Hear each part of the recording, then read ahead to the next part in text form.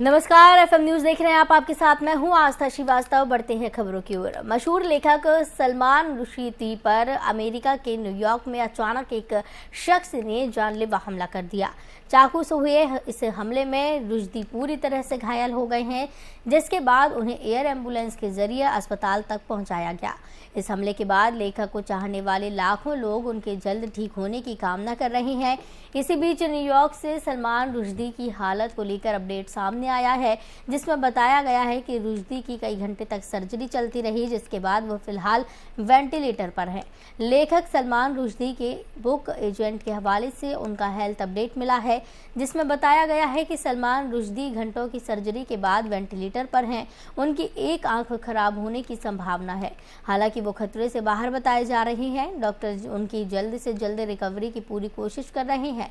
दरअसल लेखक सलमान रुश्दी न्यूयॉर्क में एक कार्यक्रम को संबोधित करने जा रहे थे, तभी अचानक एक शख्स उनकी ओर तेजी से दौड़ा और उसने चाकू से उन पर वार कर दिया। चाकू से हमला होते ही रुश्दी नीचे गिर पड़े। इस दौरान वहां मौजूद लोग मंच पर आए और उन्होंने रुश्दी को संभाला। वहीं सुरक्षा बलों ने हमलावरों को धर दबोचा। फिलहाल ये साफ नहीं हो पाया है कि इस शख्स ने रुश्दी पर जानलेवा हमला क्यों किया। अमेरिका की एजेंसी आरोपी से पूछताछ कर रही है।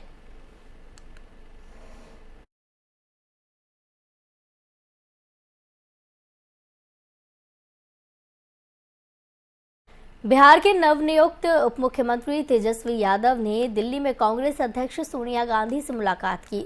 तेजस्वी यादव बीजेपी पर हमलावर नजर आ रही हैं। उन्होंने कहा कि सभी दल हमारे साथ और अच्छा है कि रोजगार पर बात हो रही है। ये हमारी उपलब्धि है ना कि हिंदू मुसलमान की बातों से अब रोजगार के सवाल पे बहस हो रही है। और आपको भी हम धन्यवाद देते कि जो लोग सोए हुए थे, रोजगार की बातें नहीं पूछा करते थे, चर्चा नहीं होता था, वो पत्रकार मीडिया भी जाग चुकी है। अब तो ये उपलब्धि ही है ना। अरे भाजपा वाले लोग थोड़ी ना जो है वादा पूरा करेंगे, वादा तो हम लोग पूरा करेंगे।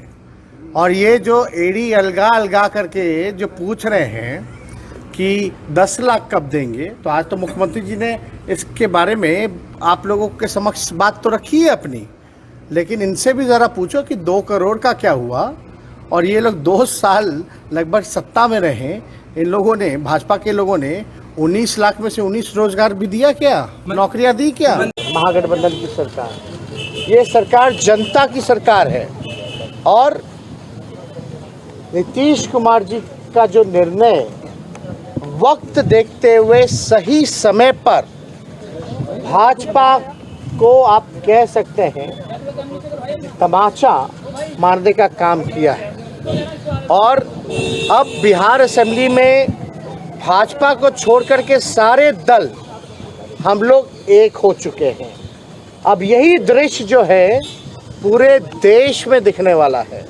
ये हमारी उपलब्धि है ना कि महाराष्ट्र के सीएम एकनाथ शिंदे और पूर्व सीएम उद्धव ठाकरे एक बार फिर आमने सामने आ गए हैं। एकनाथ शिंदे नया शिवसेना भवन बनाने जा रही हैं। दोनों गुटों में पहले से ही असली शिवसेना को लेकर लड़ाई चल रही है। शिंदे गुट ने पार्टी सिंबल पर भी दावा किया है। अब एकनाथ शिंदे नया शिवसेना भवन बनाकर उद्धव ठाकरे की मुश्किलें और बढ़ाने वाली हैं। शिवसेना का नया भवन उद्धव गुट की शिवसेना के भवन से 500 से 600 मीटर की दूरी पर होगा। मुंबई के दादर इलाके में मौजूद रूबी मिल के पास की विस्टा सेंट्रल नाम की बिल्डिंग में मुख्य दफ्तर हो सकता है। दादर इलाका शिवसेना का गढ़ माना जाता है। यह मुंबई से बाहर के कार्यकर्ताओं के लिए भी जाना पहचाना नाम है। यही वजह है कि एक दादर में ही नए शिवसेना भवन का निर्माण होगा। इस फैसले पर एकनाथ शिंदे आखिरी मुहर लगाएंगे। कहा जा रहा है कि नया भवन और भी ज्यादा विशाल होगा।